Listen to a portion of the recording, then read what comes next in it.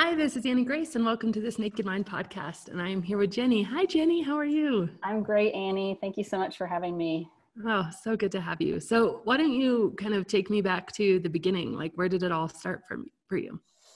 Um, I I have to say, I was born in 1972, grew up in South Louisiana.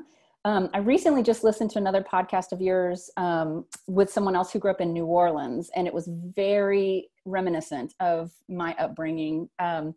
Alcohol was just very much a part of the culture there. And growing up, my dad was in the oil field and was an entertainer. He was a salesman. And so we moved around a ton. We always had Louisiana as our home base wherever we moved. And so alcohol was just a part of our culture.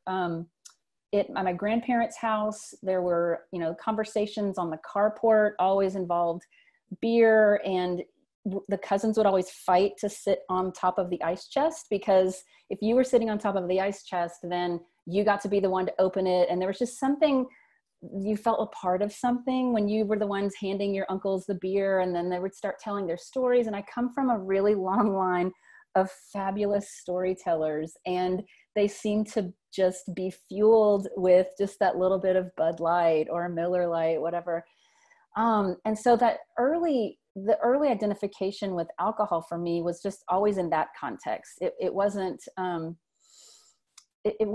anything mysterious. It just was a part of life. And I don't recall in the early days anybody really having an issue with it. It just was something everyone did all the time. And I always associated with grownups. And since we did move around a lot, I know that created a lot of insecurity in me. We moved, by the time I was in ninth grade, I had been to 9 different schools. And so I was the perpetual new girl. And I never really thought twice about it until my adulthood, until we planted roots with my own kids. I knew I didn't want to do that. And while it did, I think, grant me a lot of skills as an adult that I'd still use, it also created a lot of insecurity in me, and a lot of always feeling like I was on the outside, and always just observing very carefully how to fit in and different ways to fit in. That didn't link up with alcohol until a little bit later, but I definitely think it had a big role in kind of this aha moment for me in early high school.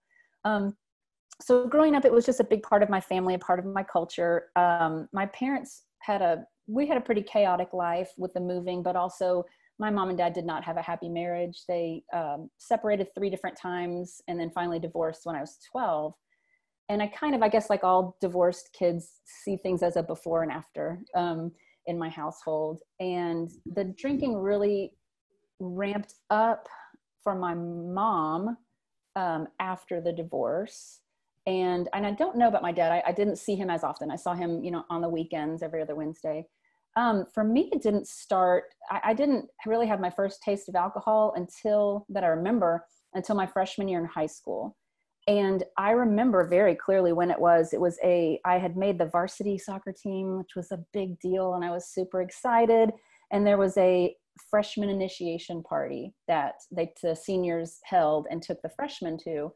And I remember going to it, getting picked up, and I was a young freshman. I think I was 13 at the time. And I remember it being at somebody's house. The parents weren't around, and they were playing quarters, and they were drinking beer, which wasn't weird to me because I grew up with it.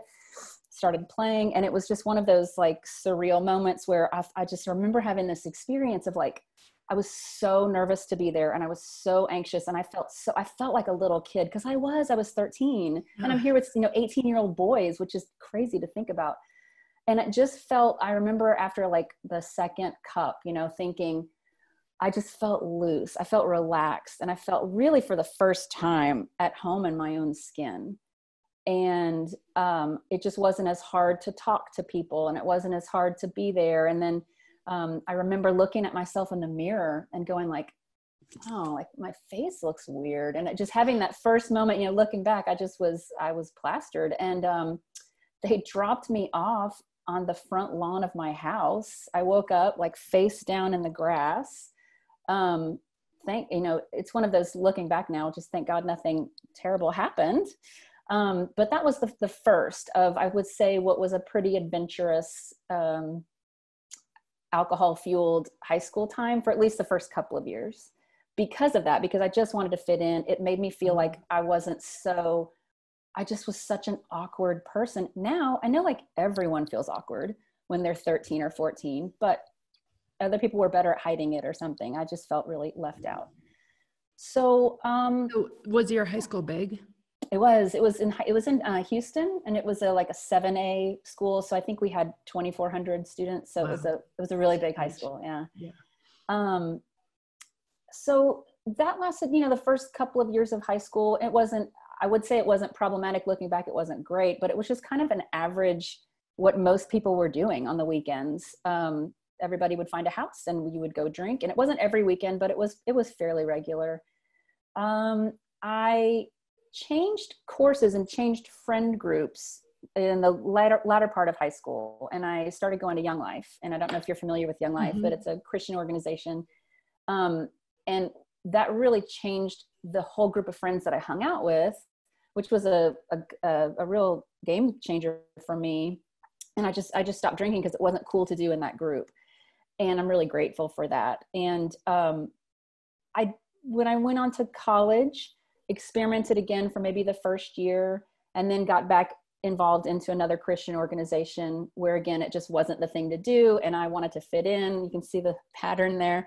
And so I didn't drink. And so I really I wouldn't consider myself having an issue with alcohol until I was in my 30s. I probably didn't pick it up again as a regular part of life until probably the early 2000s. So in 2003, 2004, when I was actually at the time, I'm a teacher by trade. I taught for 18 years in high school, and I was working at a Christian school in Atlanta, which is where we are now. And we had to actually sign an agreement when I first started teaching saying that we would not drink alcohol or take other drugs. And I remember signing it and being like, that's not really a problem. I maybe have a glass of wine every now and then. And every year we would have to sign that. And I don't remember which year it was, but I remember a year where I was like, I'm going to sign this, but I'm not going to abide by it. So I don't remember how it kind of came back into my life.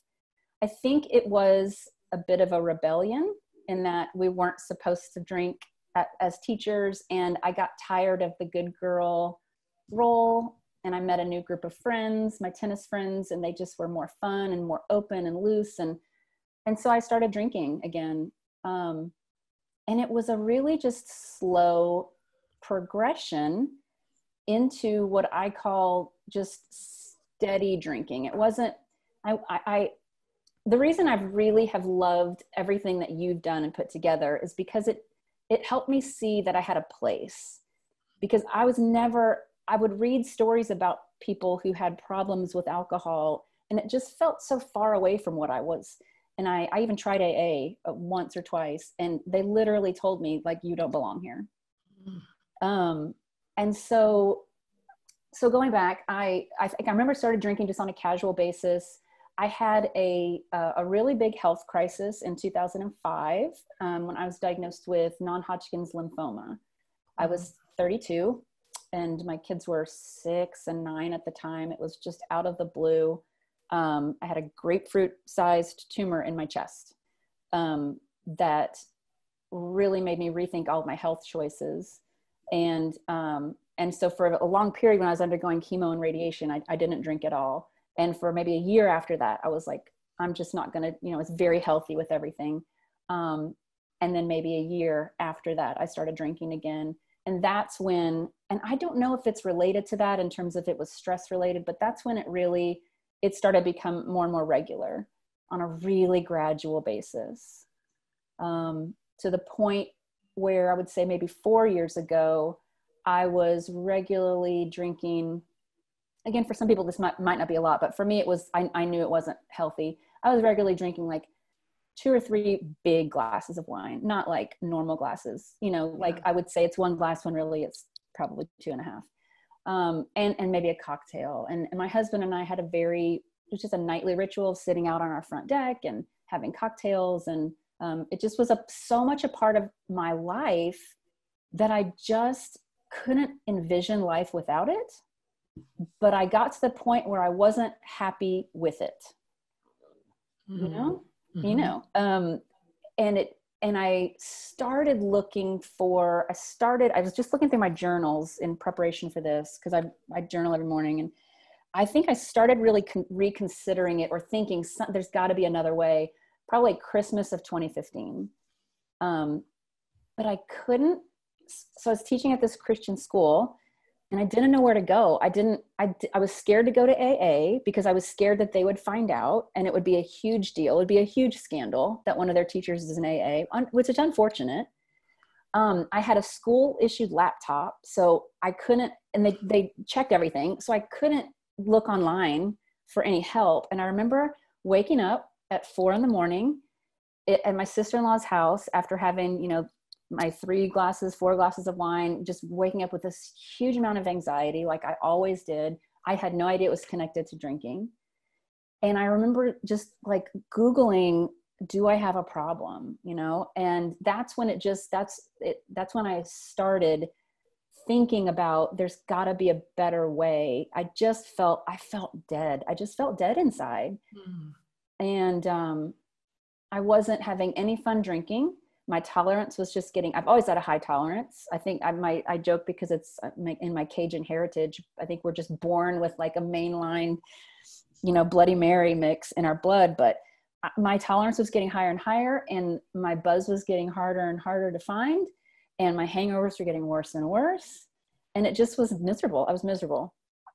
And my mom actually, right about that same time, maybe a year before, called me out of the blue and said, I wanted to tell you that I started going to AA. And I remember this so specifically. I had a glass of wine and I did a spit take with it, because I was so shocked that she did. And and so she kind of told me her story. She had no idea that I was struggling on my own. And she told me her story and how much she was drinking. And when she told me how much she was drinking, my first thought was like, oh, snap, I drink more than that. And here she was like saying, I knew that I had a problem and it had become so regular, and it has really changed my life. And so that was a big waking up moment for me, as well as just this realization that I was not happy and there had to be a better way. So Yeah, that led me to start looking. Yeah. Yeah, that's like so interesting to like almost see a mirror in that, and everything was happening at the same time. Yeah. Wow. So what happened after that? Well, I started looking up. I remember looking up, how do you know if you have a drinking problem? And I remember this checklist. I don't remember if it was associated with AA, but it was like 20 signs you may have a problem, and I checked probably 15 of them. And I was just I was mortified. I remember thinking, I have nowhere to go. I didn't feel like I could tell my mom, because at the time we didn't have a great relationship, and I couldn't go to AA, and I didn't want to tell my husband. I just felt really trapped. And something led me, I guess it was that same Google search, to Kevin O'Hara. I don't know if you know his alcohol mastery. And he was the first person I heard that talked about a different way to think about alcohol rather than AA. And it was so refreshing. And that I just started obsessively listening, because also I loved his accent. And I started obsessively listening to his podcasts, and having another voice in my head was so helpful. And I didn't do anything, of course, with it. I would listen to his podcasts on the way to work, and then I would come home and crack open a beer and I would start drinking. But it was that was a really eye-opening, it just kind of started me down the path of thinking about it differently. And what led me to the alcohol experiment was a series of, so 2015, that's when that started, the end of 2015, 2016, I started really journaling in earnest, and I can watch my journals. They're just very much like a merry-go-round. So I'm saying the same things over and over again, like it became, but I was at least writing about it now. I was talking to myself, and I would talk about how each day I would wake up feeling this sense of like, I would just be physically hurting. I had no idea it was a hangover. Like, I don't know how I didn't think it was a hangover, but I just didn't. I just thought, well, I'm over 40, I just kind of don't feel that great. I'm kind of out of shape. And I would write about that. And I would write about how, like, I really need to, I think I'm going to do this. And I would make these long checklists of like how to get my life in order. Like, I'm going to drink more water, and I'm going to eat less this, and I'm going to try to drink only 1 glass of wine. And I was trying to be really strict with myself, thinking that if I could just do all these things right, then something would be better. And by all accounts, I had a great freaking life, like a great marriage. I have a great job. My kids were awesome. I just couldn't figure out why I was so miserable. I'd been on antidepressants for a while. So I knew depression, because depression runs in my family as well. And so I started reading this book, I have it, The Upward Spiral. I don't know if you've seen this one. It says you're using neuroscience to reverse the course of depression, one small change at a time. It's by Alex Korb. And I read it, and it talked about how drinking can have a really big impact on your depression. And I don't know why I had not really thought about that, but I hadn't. Right. Me neither.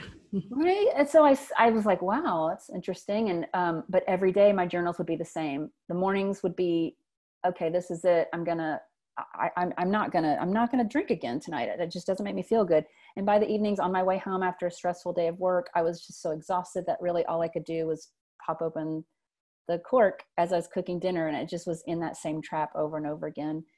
And every night after, I would end up in the shower, like, holding onto the rail with my head spinning a little bit and trying to count my drinks. How many did I have? It was just a constant, it was taking up so much mental energy. And I never got to the point where my job was in jeopardy. I'll have to be completely honest. I probably did drive under the influence a couple of times. And when I really told that truth to myself, that was really painful. Mm-hmm. And I remember one time in particular, my daughter, we were at a school function, and I never ever drank at school, but we were at a school function, and I had a water bottle, kind of like the one you just had a second ago. And she was younger, and much younger. She was probably 12. And she said, "Can I have some?" And I said, "Yeah." She's like, "It doesn't have vodka in it." And I was like, oh my God, like it was mortifying. It was mortifying. She said it in front of my students. And I thought, so I had several of those kind of, wake up moments where I started to really think this is not going well. And I'm on a merry-go-round and I don't know how to get off. And went to one AA meeting, kind of was told it wasn't for me. My story wasn't dramatic enough, or they just didn't think they could help, or I don't know what it was. I'm grateful now. And then I found the alcohol experiment through Weight Watchers. I was on trying to go through Weight Watchers. Yeah. And somebody was talking about, and so completely honestly, it was all vanity. It was like, oh, maybe this thing will help me. Maybe this thing will help me lose this 10 pounds that I've wanted to lose. And so I went on and signed up, and just from the very first video, I was hooked with the complete lack of judgment and shame that you expressed. And it was such a welcome. I just felt like I was home in a really big way. And I felt not alone. It was the first time in a really long time where I felt I'm not alone. I'm not crazy. I'm not broken. I just didn't know. I didn't know that all of this was happening. And I didn't know that there was another way to do it. And I didn't know there was a place where I could talk about it with someone else. And so it was a real lifeline. Bought your book, plowed through it, did the 30 days, like without stumbling at all, which completely surprised me. And I have to say it was because of the experimentation and the kind of playfulness in a way that I think you have, that was really beautiful. And the community, like being able to write and talk about it. And I think I put together like 30 blogs on the site just because it helped, and it helped to have some place to do that.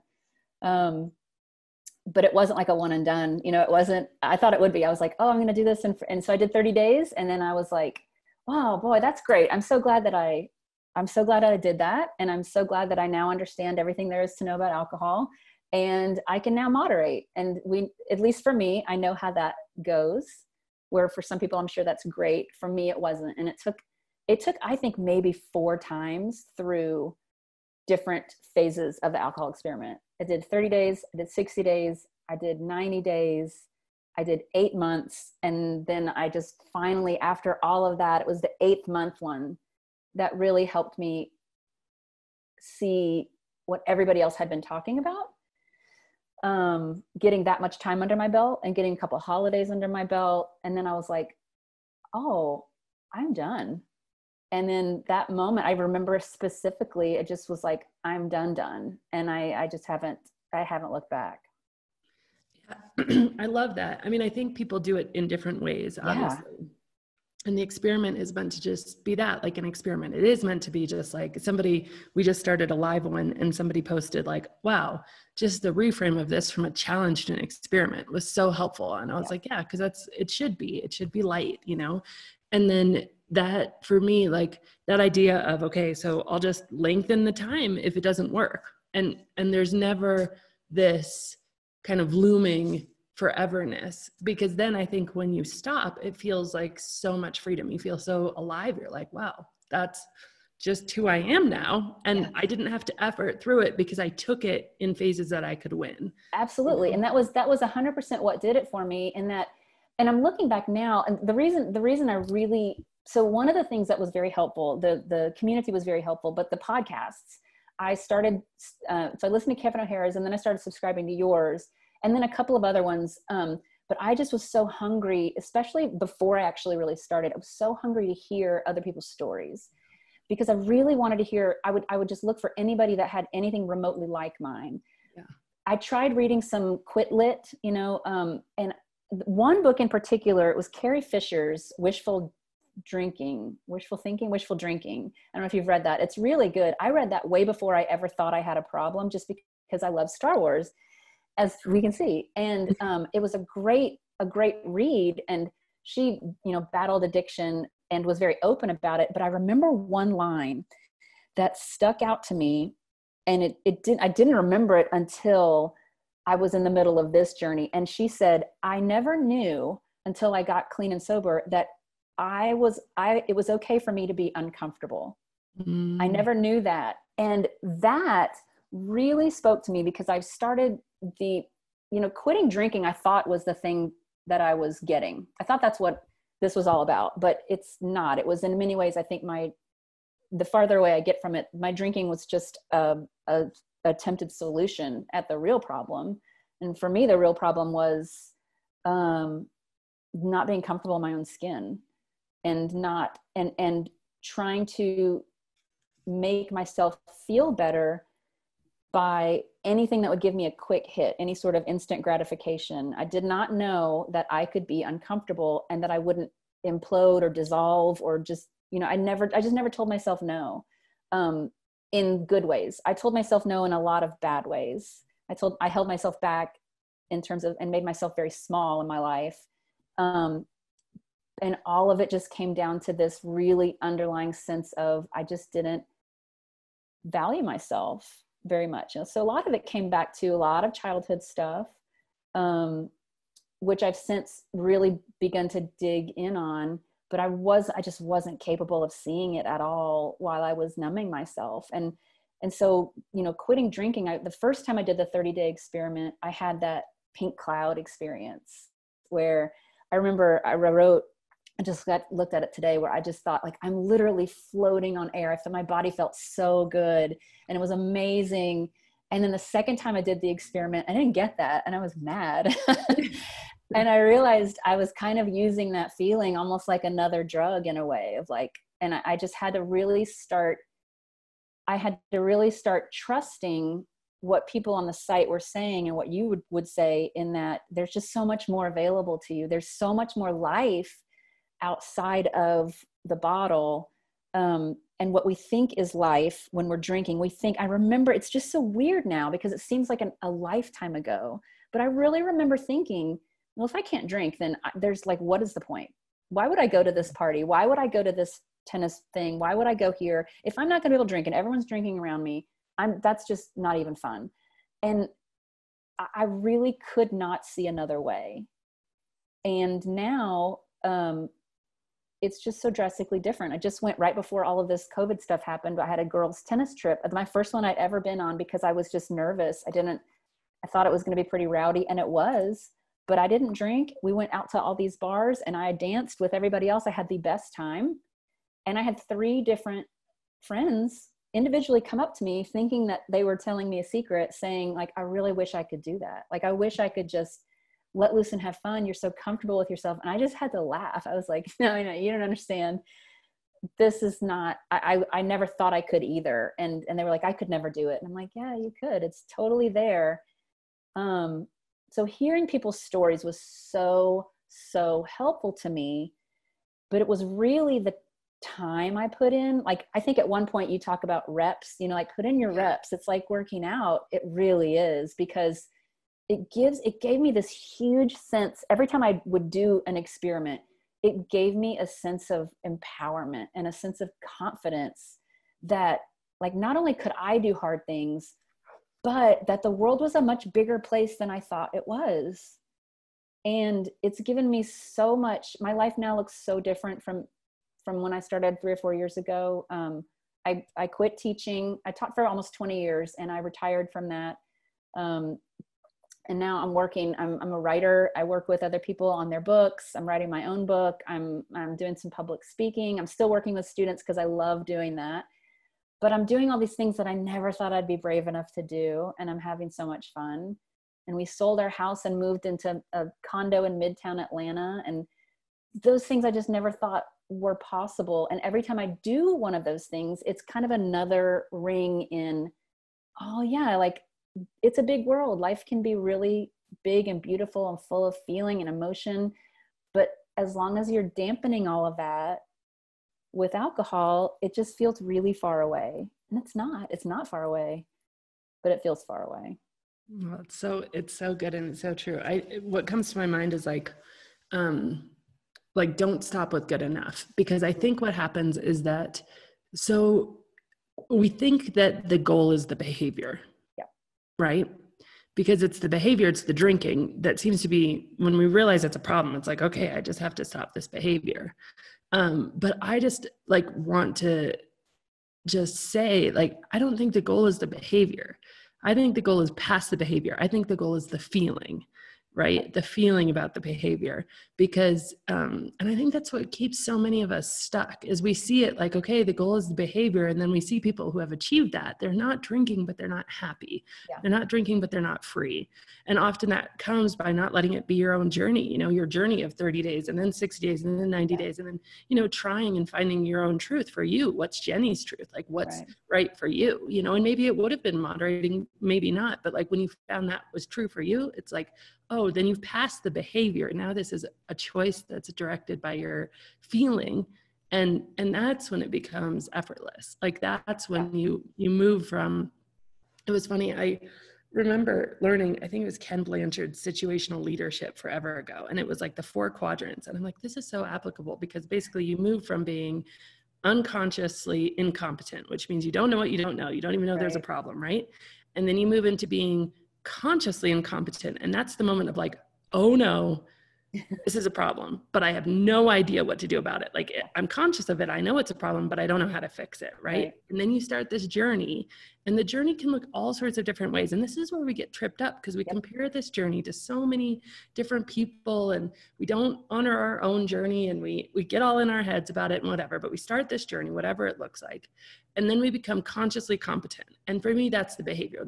You're not drinking anymore. Mm-hmm. But most people stop there. And by the way, most programs stop there. That's kind of the definition of, continuing to think about it, even though you're not doing it. Exactly. And then I think the 4th thing is, if we can keep going, we can become unconsciously competent. And what that means is that it's like learning to drive. We don't even think about it anymore, right? That's where, you have, with walking, you become unconsciously competent. You can do it without thinking. And then you learn to run, and then you learn to jump, and then you learn to shoot a ball, and then you're Michael Jordan, right? Because, but we have to get that out of our way. And if we stop at the behavior, then we're still so consumed with it mentally that we're not actually free. Yeah.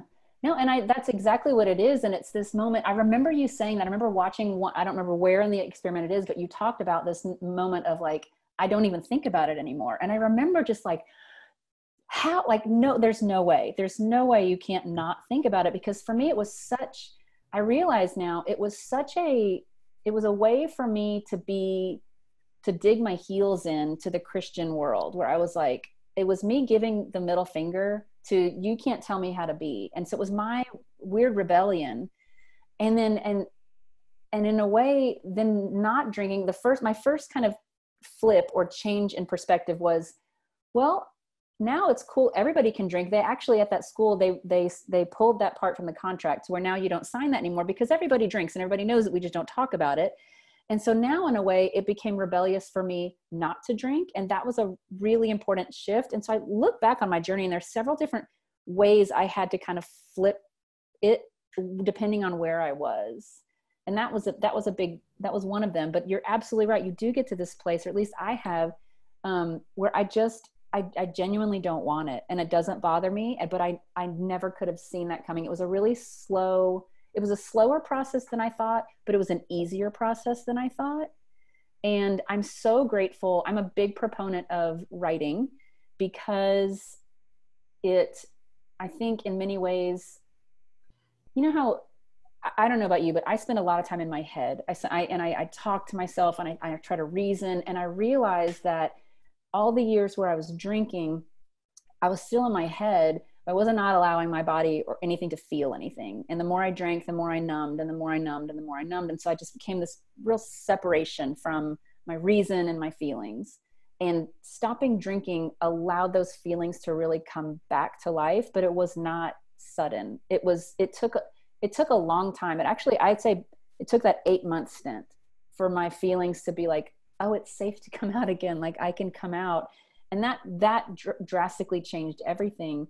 But that unconscious, you're right, that unconscious ease, it's completely possible. But if we do focus on the behavior, and don't kind of push past that and see that there's another way to live, we never get there.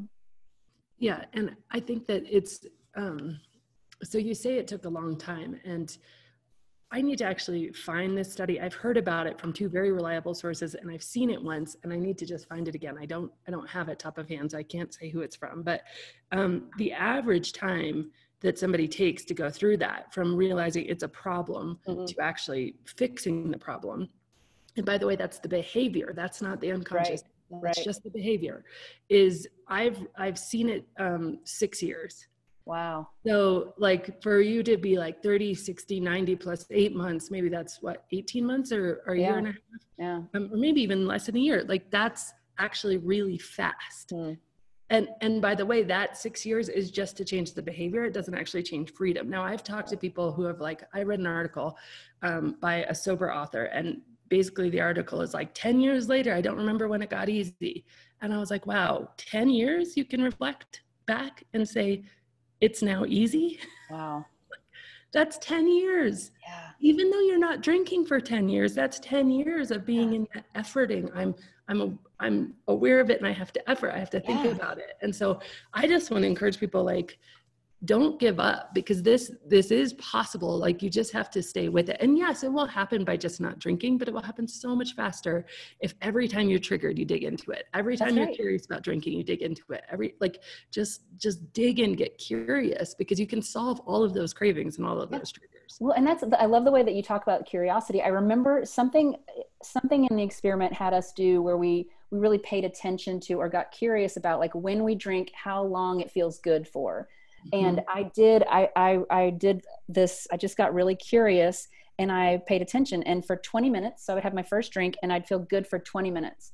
And then I would feel, really before 20 minutes, it would be a trigger of, if the glass was a fourth full, then I knew I wanted another one, and that wasn't comfortable. So it was really probably 18 minutes.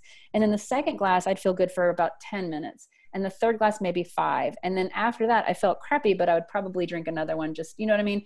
So then I decided, wow, this is one of the real moments for me. Is it just was a math problem where I thought, okay, so let's be generous and say, so for 35 minutes a day, I'm feeling good.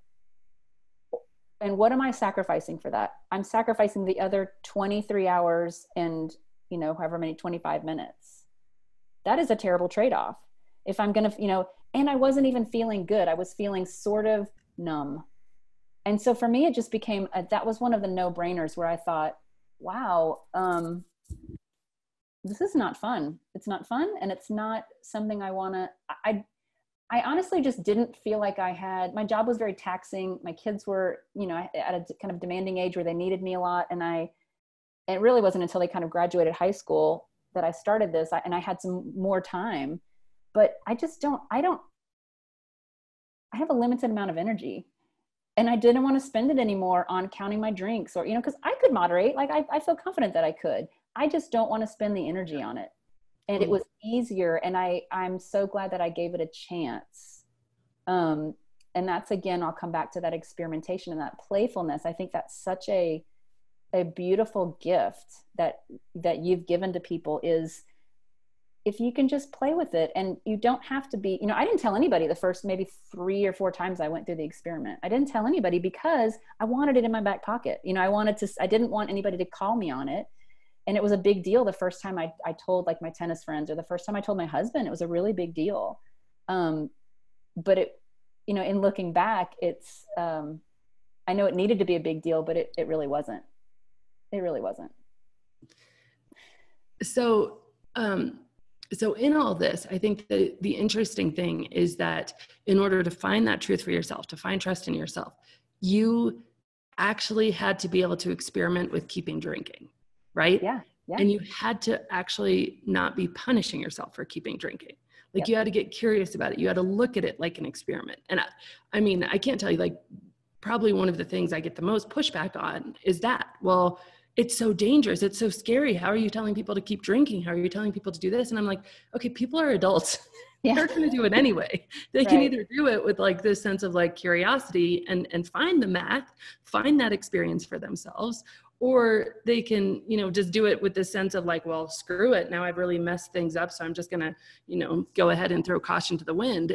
But I think it's really interesting because I think it is just a place where it's like, okay, like you're going to do what you're going to do. Like, if I treat you like an adult, you treat you like an adult, and then let's take our power back in this, because, where did we get it that if we were drinking at all, it was a big problem, but if we're not drinking, then it's good. But then we have all this mental drama that we can't actually discover the stuff that you're talking about. You can't actually discover, like, without my alcohol experiment where I literally locked myself in a room and drank, without me doing that,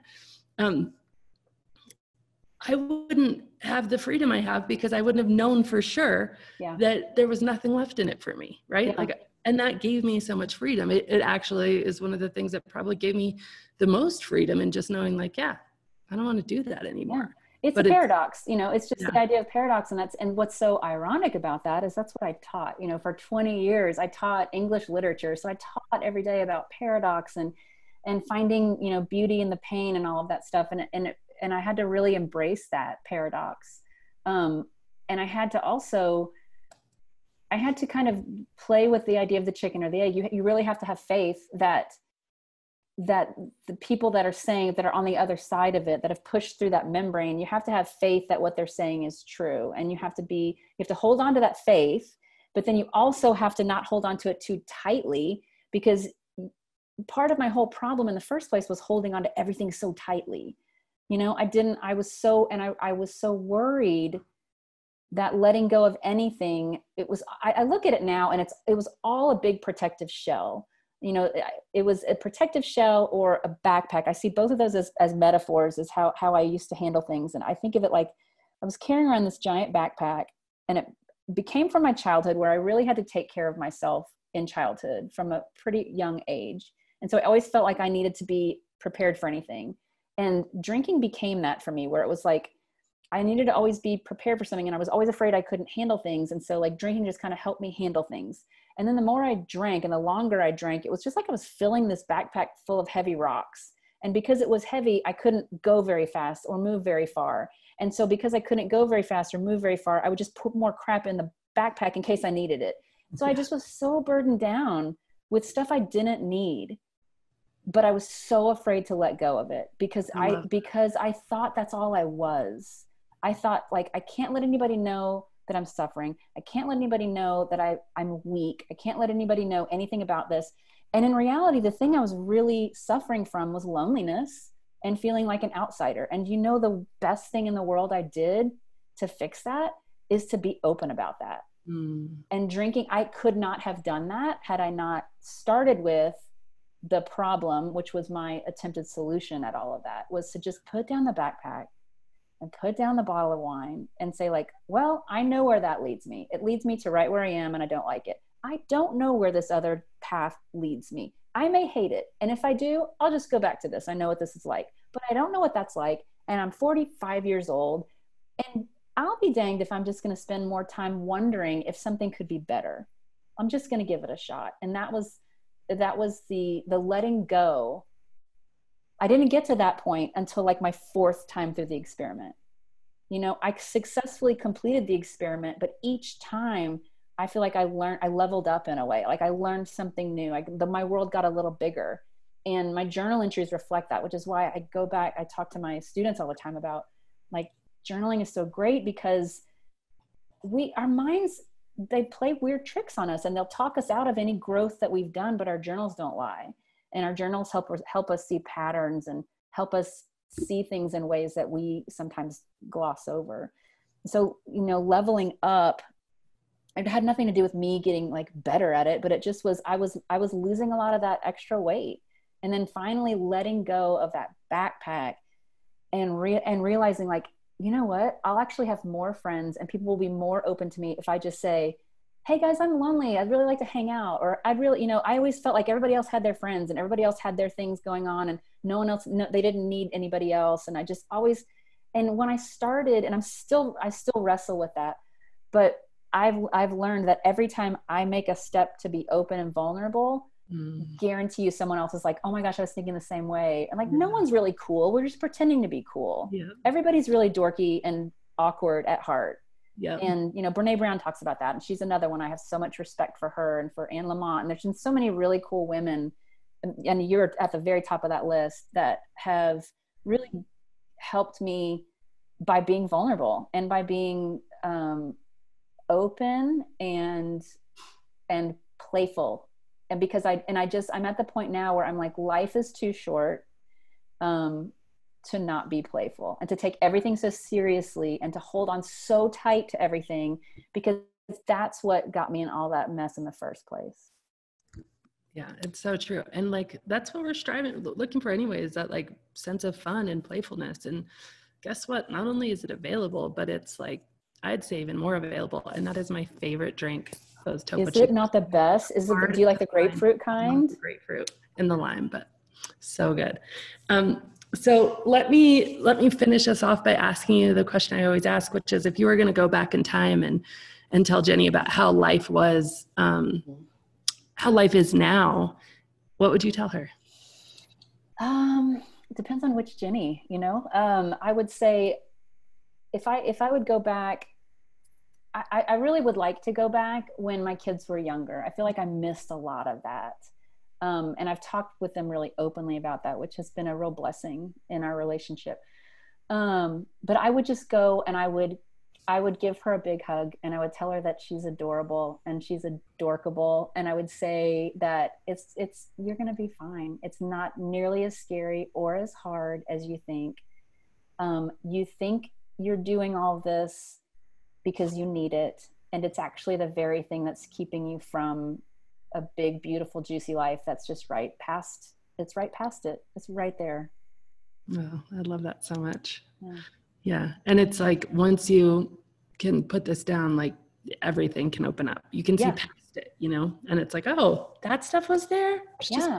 And it's just the first of many. Do you know what I mean? Like it's, and it was a big one. And so I kind of consider it like a dragon, you know, that you slay the dragon, or the threshold guardian that you actually become friends with and realize it can teach you something that, like, now that I've done that, nothing seems really hard. Yeah. You know, I realize, I'm kind of afraid, like I'm nervous to do this podcast. It's not that, nothing's as hard as it feels like and I always feel good on the other side. If I'm going towards the direction of something that is going to make my life more alive and bigger. That's the main thing, is I want my life to be headed in those kind of directions now, not in a closed bottle. You know, I want it to be more open. I love that so much. And yeah, we talk about it like the big domino, which is like, because once you knock it over, lots of other things are easier to knock over, but also once you knock it over, you can just see you can see all those other things that you might not even have known were there for your attention. So Yep, absolutely. Well, thank you so much. It was just such a pleasure, and it was so good to meet you and say hello and hear your story. It's just awesome. Thank you. It really was an honor. And I just want to say thanks for all the work that you've done and all the people in the community and anybody that gets a chance to listen to this. Just thank you for all the vulnerability and the honesty. It really was a game changer for me. Yeah, it's such a special place because I think people are just like, all right, let's be real. And then that's just a breath of fresh air. Yep. So awesome. All right, Jenny, have a great day. We'll talk soon. Okay. Thanks so much, Annie. Appreciate it. Bye. Bye-bye. Hi, I'm so excited, you guys, because we are just about to start another live alcohol experiment. And if you do not know about the alcohol experiment, you need to literally drop everything right now and go to thisnakedmind.com/LAE. That's LAE for live alcohol experiment. And here's the thing. This 30-day challenge is designed to interrupt your patterns and put you back in touch with the best version of you. You know, it's that version that's living the most joyful life. That version that doesn't need alcohol to relax or have a good time, and that version that's having more fun and is more peaceful than ever. Again, it's a 30-day challenge. It's live. It's starting on the 1st, so hurry up. Go to thisnakedmind.com/LAE. And as always, rate, review, and subscribe to this podcast, as it truly helps the message reach somebody who might need to hear it today.